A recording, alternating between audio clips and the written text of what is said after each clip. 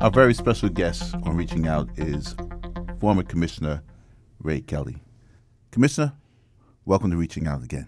Greg, good to be with you. First, let me congratulate you on your recently published book, Vigilance. And also becoming the vice chair of the firm K2 Intelligence. Many New Yorkers feel that we're more concerned about safety today with the increased gun violence on our streets and vicious acts of terrorism in cities like San Bernardino and Paris just recently. For so long, we hear that New York has been the safest big city in America, and the crime statistics seem to say that. Well, what has changed? I think you got to take a look at look at those numbers, because I think there is some issues with the numbers that are being put out. I think there's some redefinition going on as to what amounts to a shooting, that sort of thing. I mean, look, all administrations want to show that crime is down, but you have to take a hard look at those numbers. And I can tell you, people don't feel safer in this city. People say this to me all the time. And perception is reality in many instances. So the city feels unsafe in many people's minds, and unsafe in many neighborhoods in people's minds. Now, it's interesting because when I say that the statistics are being categorized a certain way, because it's well known that I represent the school safety agents, and also I represent the members in NYCHA, 8,000 employees in NYCHA. In school safety, there's a committee that the mayor put together that wants to scale back on security in the schools, because they said crime is down, so therefore we could scale back on security. We could take the metal detectors out of some schools, and we could do all kinds of things, and we could recategorize crime, and we don't have to punish the children for vandalism or graffiti or other things that lead to other things. And I think a kid could burn down the school if they had their way and get away with it. Yeah. And on the other hand, they want the employees to work on the weekends by themselves. They want to work 6 o'clock in the morning and 8 o'clock at night when I think crime is up, and at that time there's no one else around. And they said, no, it's not dangerous. And yet there's a police officer that was killed in the housing development about 6 or 8 weeks ago. So police officer Holder. So, but when I say the crime is being recategorized, no one says anything, but I just heard you say it, so I know I'm not crazy, and I know I'm not wrong. Any sort of cutting back on resources at schools, I think, is certainly unwise. People don't remember, but I certainly do, when the security of schools was under the Board of Education. I was here. It was a disaster. Local principals, local officials had a vested interest in saying that crime was not happening. They weren't reporting it. They weren't letting police into schools. That's why the School Safety Division was created in the police department, to have at least the potential of getting objective reporting. And, of course, I think the taking the security function out of the Board of Education, or now the Department of Education, and putting in a police department was a smart move.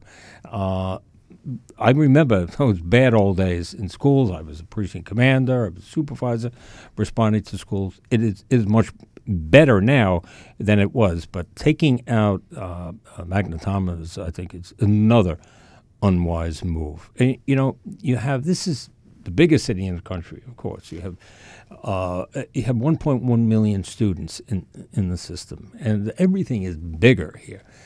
And if you had just 1% of those students have some sort of violent tendencies, whatever, that's 11,000 individuals. I mean, everything is larger. And I believe the school safety agents, certainly under my watch, did a terrific job. And we need them. We need them on the front lines. The system is too big. We need to create an environment where teachers can teach and children can learn. And that's what school safety officers are providing. Now, when you mention 1%, and that's 1,100 children. 11,000 too. See, 11,000. Yeah. 11,000. Yeah. See, people don't understand that there are 1.1 million children, and if 1% is bad, it's 11,000. And they don't understand that. But when they get the numbers of 1%, and somebody hears 1%, and they say, well, that can't be too bad. But there was a firearm taken just Thursday when this aired, which would have been the third week in December. And that was highlighted in the paper. And that school had a metal detector in it. And the child ran out, and that child had gang ties. So when I mentioned housing, the same crime that happens in housing happens around the schools because the children live in housing. They go to schools. It's the same children, and they belong to gangs. Yep. And it's the same children committing crime. And I read the Daily News story about 40% of the crime and shootings are because of gang-related activity. Right. And in housing, about 4% of in housing facilities, 4% of the population of the city live in public housing, but about 20% of the serious crime come from public housing. So it's a difficult environment to work in, certainly for your members. Yes. So, I mean, the Housing Authority is trying to say that they're addressing the problem of crime. Yet I know my members have gotten stabbed, they've gotten shot, they've gotten shot at, they've witnessed murders, and they have to have these safety transfers, and they see unspeakable acts of crime every day, and it's being ignored by the city administration, and it's being ignored by the Housing Authority. And I don't know, other than getting a film crew going and doing my own expose, what I could do to make them pay attention. Yeah. Well, I know it's a very demanding environment to work in. I don't see benefit in underreporting for the good of the community.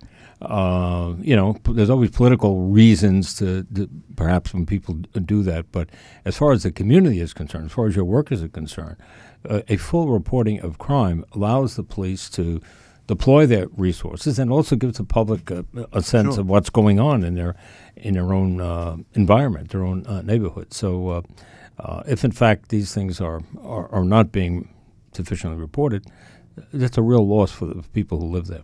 So I understand what you're saying. If we report it, we can address it. Yes, because exactly. you know what's going on. If it's underreported and not reported, you can't address it because you don't know it exists. Precisely. That's all the time we have for this segment of Reaching Out. Our very special guest was former Police Commissioner Ray Kelly, and he is the author of a new book, Vigilance. Thank you for coming on. That's great. Out. Good to be with you.